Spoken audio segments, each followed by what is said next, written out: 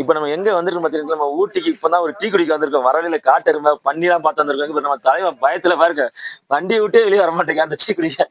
என்ன டீ அது? ஒரே ஒரு டீ கடை பாருங்க.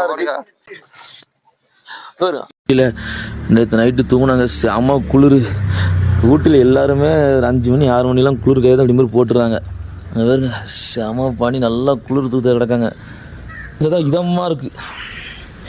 ஆனால் சும்மா சொல்லக்கூடாதுங்க, குளிரில் ஜுரம் வந்த மாதிரியே இருக்கு. லைட்டு அது காஞ்சோன்னா ஜம்முன்னு இருக்கு இதம்மா. இப்போ நம்ம எங்க வந்திருக்கோம்னு வச்சுங்க, நம்ம ஊட்டி ரயில்வே ஸ்டேஷன் தாங்க வந்திருக்கோம்.